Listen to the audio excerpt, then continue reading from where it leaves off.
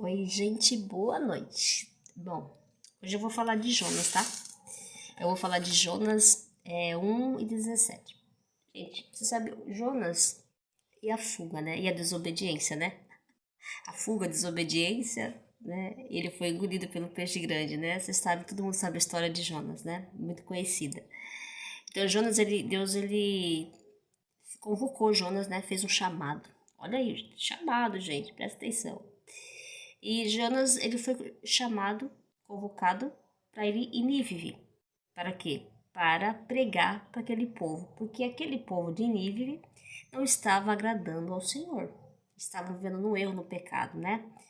Então, era para ele ir lá pregar, porque se o povo não se convertesse, não se arrependesse, Deus ia destruir Nínive. Mas quando Deus fez o chamado a Jonas, o que Jonas fez? Jonas fugiu, né? Ele foi para Tarsis e aí ele pegou lá uma embarcação, acho que em Jobe, se eu não me engano, ele pagou e foi pro mar, né? E ele foi se esconder na onde? No porão de um navio, né? E tudo bem, Jonas foi. O Senhor viu que Jonas não atendeu, né? O seu chamado. Deus fez o quê?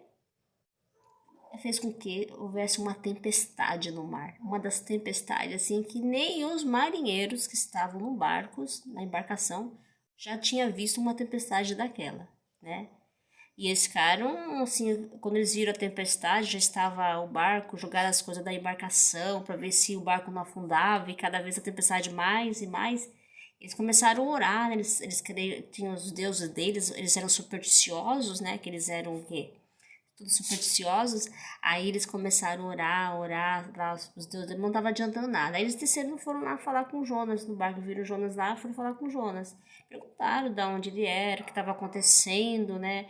Aí eles também estavam desconfiados que ele tinha feito alguma coisa que não estava agradando, né? O Deus dele, né? Perguntou para ele. Aí ele confessou que ele era um hebreu, né? Quer dizer, ele confessou que era um hebreu.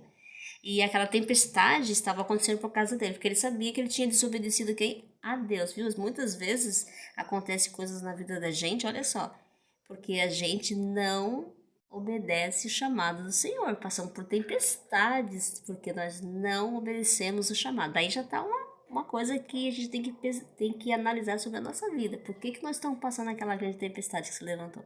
Porque nós não obedecemos ao Senhor e nós não desobedecemos e não obedecemos o chamado, né?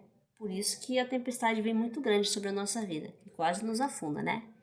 E o que acontece? Aí ele confessou, aí ele falou para os marinheiros que ele podiam jogar ele no mar, né? Porque aí que ele jogasse ele no mar, a tempestade se acalmaria.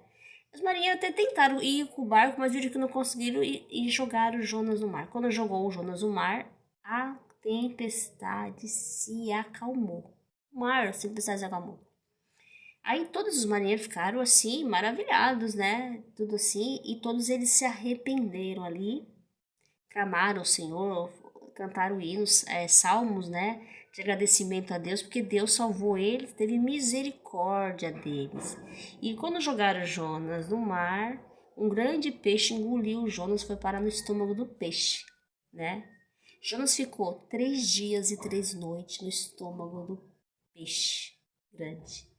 Lá dentro do estômago do peixe, Jonas ficava suplicando, orando, louvando. Acho que, se eu não me engano, é o Salmo 139, suplicando, fazendo orações, súplicas a Deus, salmos, pedindo a Deus misericórdia e compaixão dele, né? Que ele iria fazer aquilo que ele se arrependeu.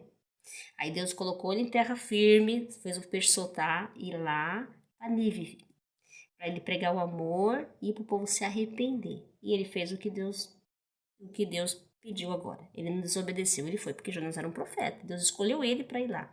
Mas se você entender por que Jonas ficou com medo de a Nínive e queria que destruísse lá, porque Nínive, os assírios, eles não gostavam dos hebreus, né? E já no passado de Jonas, algum acontecimento aconteceu na família deles, sei lá, próximo dele, aconteceu alguma coisa que eles não gostavam do hebreu, existia tinha uma desavenças entre os assírios e o hebreu, sempre teve, né?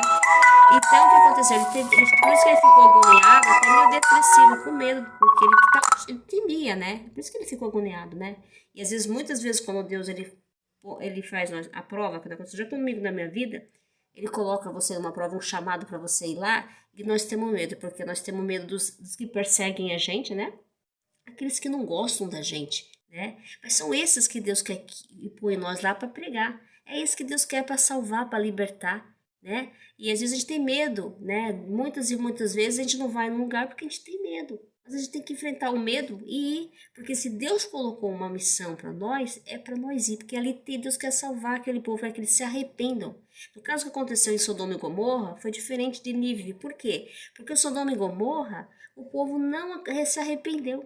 Continuaram fazendo as mesmas coisas, mas Nínive Deus deu o livramento, ele salvou, teve compaixão, teve misericórdia do povo, o povo se arrependeu e o povo reconheceu Deus, né?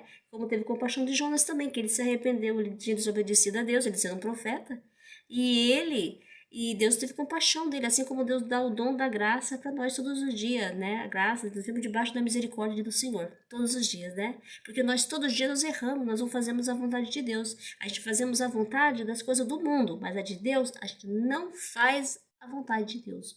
Podemos rejeitar o que Deus pede? Podemos rejeitar a presença de Deus sobre a nossa vida? Podemos se esconder de Deus? Jamais. Como vai se esconder daquele que tudo criou, que nos conhece desde que nós estamos no ventre da nossa mãe? Como? Jamais. Isso é inútil, né? Então, o que Deus fala aqui, que quando Deus ele te faz um chamado, a gente tem que fazer aquilo da vontade de Deus. Temos que fazer as coisas mais que agradam ao Senhor, não que as coisas do mundo. A gente vive sem tempo para as coisas de Deus. Vivemos só para as coisas do mundo. Só para as coisas do mundo. As coisas do mundo são passageiras, gente.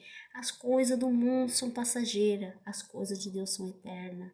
Ele nos dá cura, salvação, libertação. Quer que nós se arrependa daquilo que fazemos de errado todos os dias. Nós temos que confiar mais em Deus, no amor de Deus, na misericórdia de Deus sobre a nossa vida. Todo dia Deus nos dá livramento. Ele nos dá cura, nos dá salvação. Então temos que confiar mais no amor de Deus, né? Então quando nós temos um chamado, nós temos que ir. Mesmo que nós temos com medo, aquilo pode vir uma tempestade, nós temos que enfrentar a tempestade.